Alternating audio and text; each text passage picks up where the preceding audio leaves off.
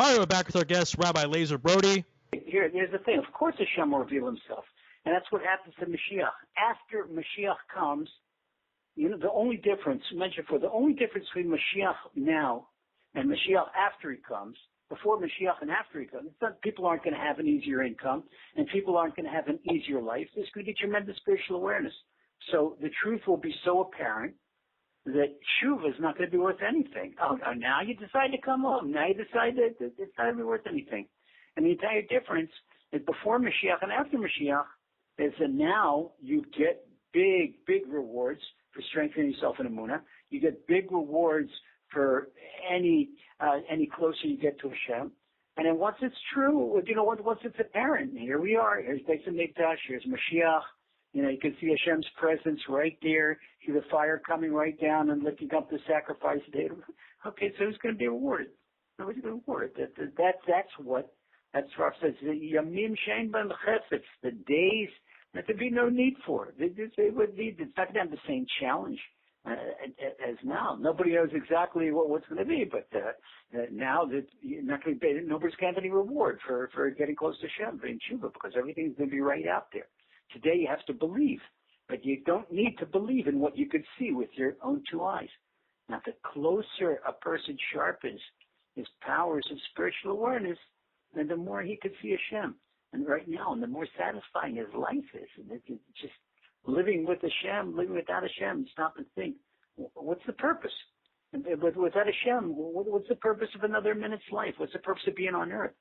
Okay, so they could want to explain the entire purpose of life. Okay, so take for a moment, put Emunah aside, and then what are you living for? Okay, every day you live is one day closer to death. And what's death? Decomposition.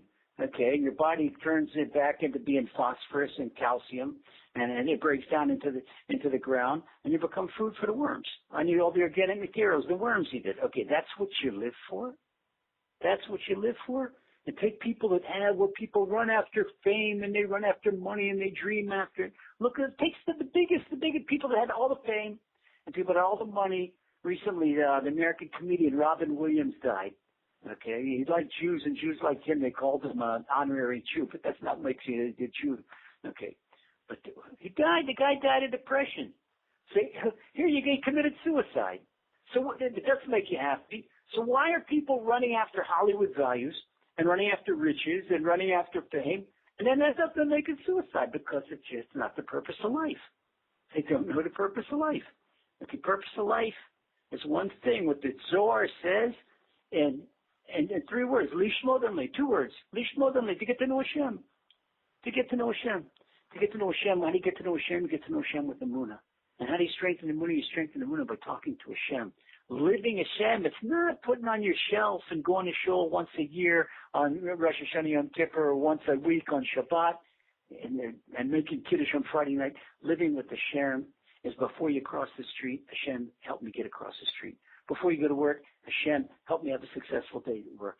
When you wake up in the morning, Hashem, thank you that you give me my life back. Hashem, thank you for my eyes. If a person knows how to say thank you, knows to talk to Hashem, thank you for my eyes, thank you for my heart, thank you for my lungs, he's never depressed. He's always happy.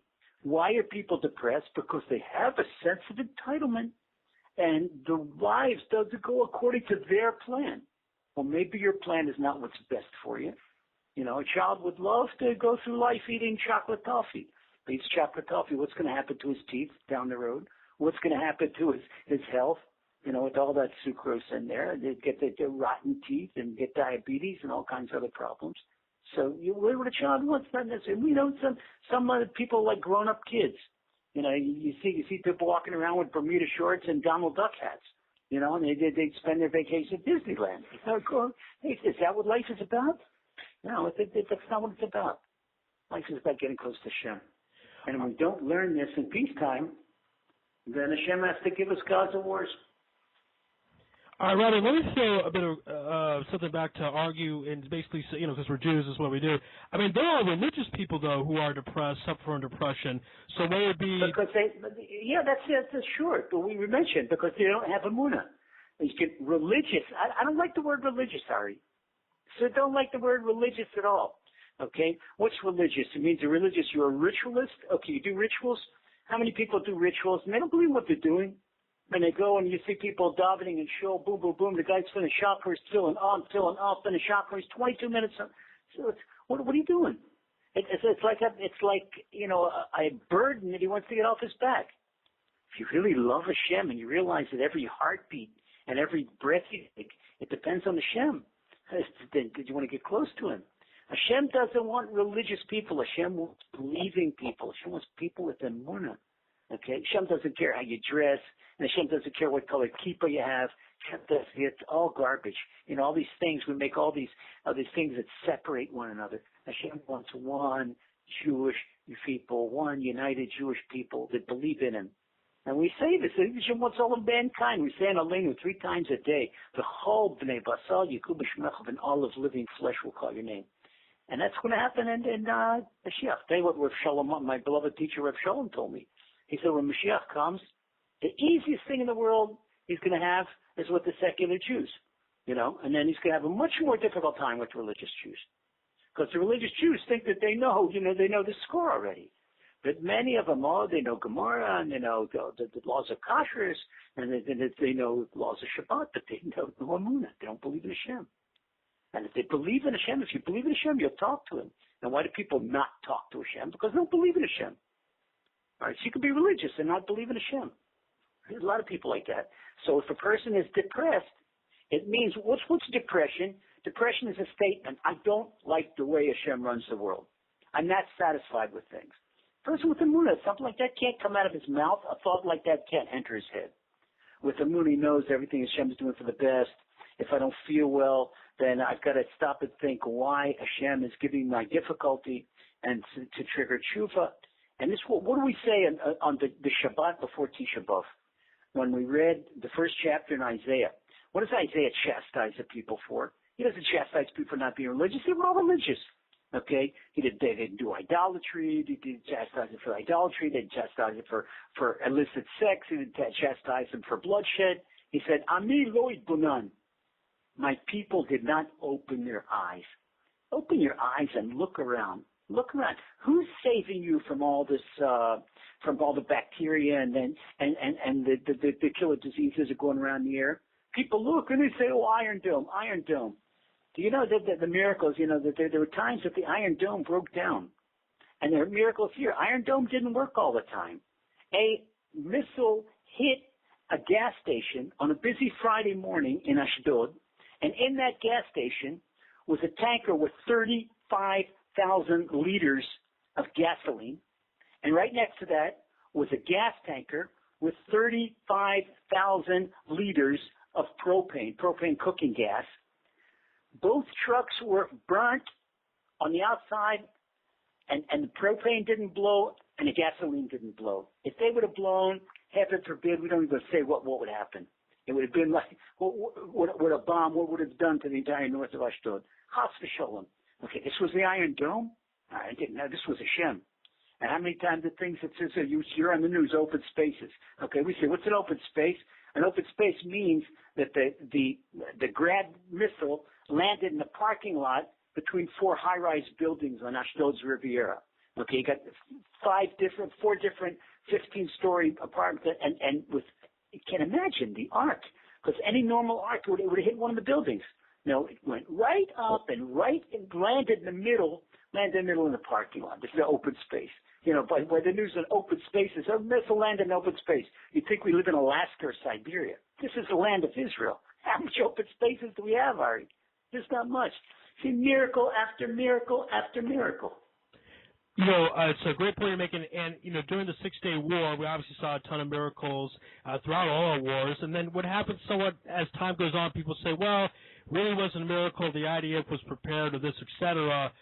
Do you think that will happen this time? You'll look down a few years from now, and people will say, well, it was really the Iron Dome, and they stopped everything. It wasn't so miraculous. Do you think that will happen? It's not going to happen this time, because we're getting closer to Mashiach, and sorry to say, I don't like everything we do with the way my teacher of Shalom, the way we do. We like to take everything good. We have to take people and look. The Intifada started with knives. People didn't wake up. They started with rocks. People didn't wake up. Turned into knives. People didn't wake up. The knives turned into guns. People didn't wake up. The guns turned into bombs. People didn't wake up. The bombs turned into suicide bombers. People didn't wake up. The suicide bombers turned into Qassam rockets. People didn't wake up. The Qassam rockets turned into 120 millimeter Katyushas. People didn't wake up. Okay, now they turned into M75 and M80. Well, when there were Qassams, people said, oh, it's only Shderot. And when there were Katyushas, oh, it's only Ashdod, Ashkelon. Now it's Tel Aviv, it's Yerushalayim, it's Beit Shemesh. They've been going further parts north. And you have to remember, Gaza is not 1/10 of the firepower is Hezbollah. Okay? And Hezbollah is looking what's going on in the south of Israel. All right? If people go back complacent, and they say, oh, it's the IDF. Oh, Shem says, oh, you think it's the IDF? Now let's see how the IDF is. And we saw, when we look at it, look what the idea. This is something new. Every time we go around, what did we have the last 4 years?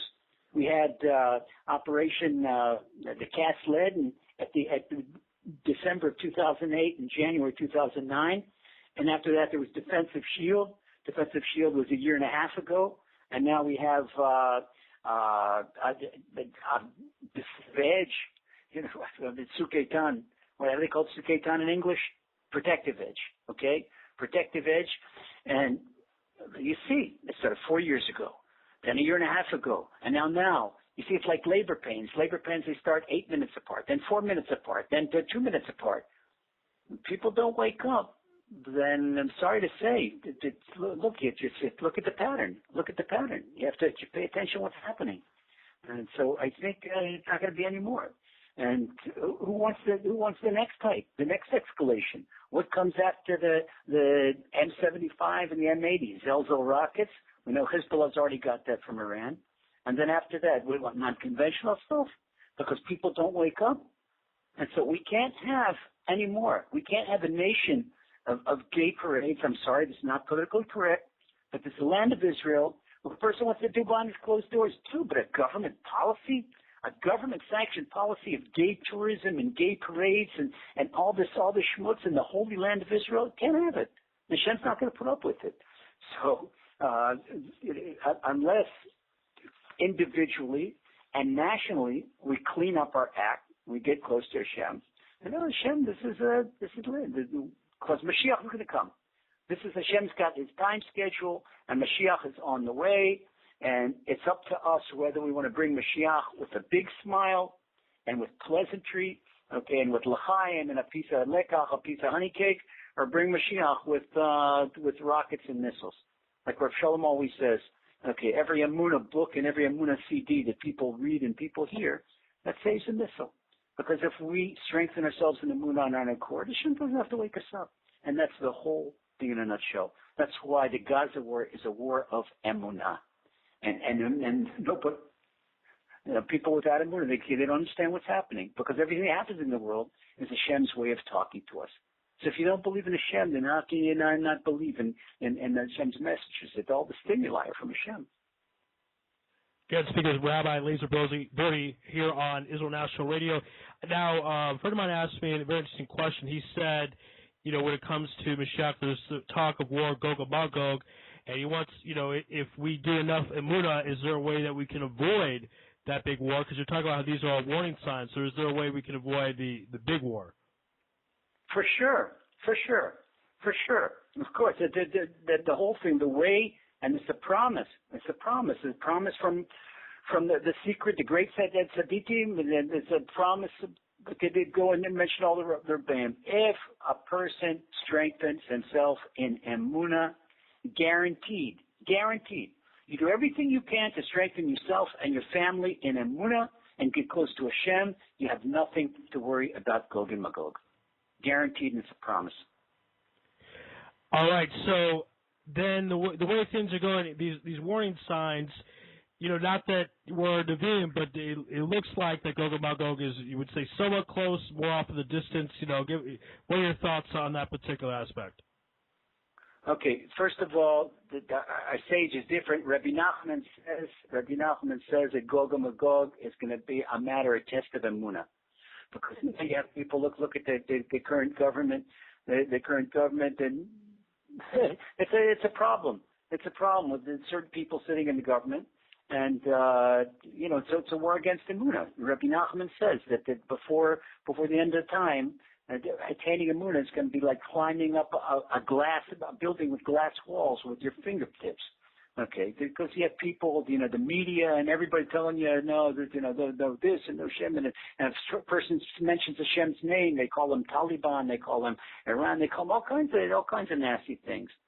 And this whole thing, you could see the trend that we just spoke about, the entire trend that started with rock throwing, and now it's missile warfare, and you see what's coming. Hashem doesn't want to bring Gog and Magog. Hashem doesn't want to bring Gog and Magog. But it's what people want. Hashem wanted to take all the Jewish people out of Egypt. Ari, what was the percentage of Jewish people that came out of Egypt?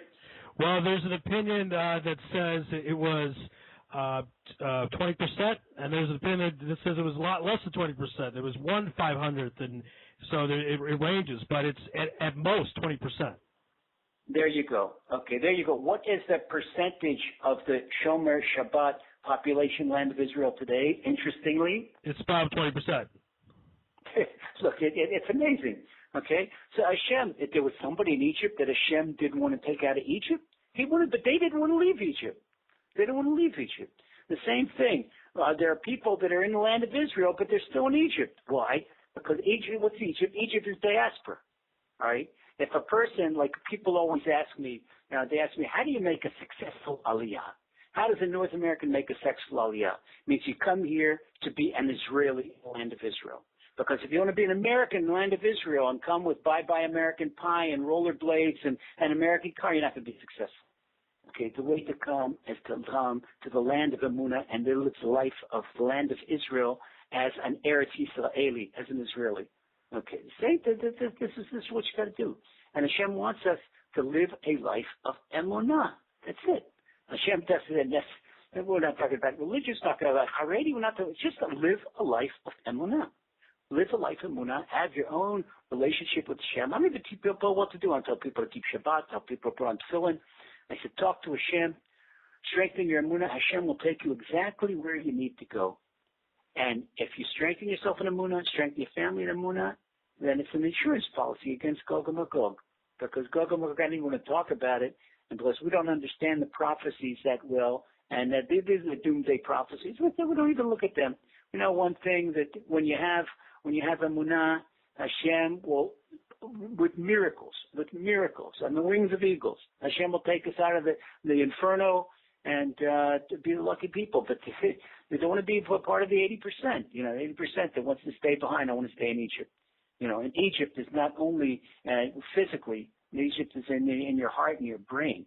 A person could be in Yerushalayim and still have Egypt in his heart and brain. That means he's in Egypt. It's not there. We don't want to go there. We don't want to go there.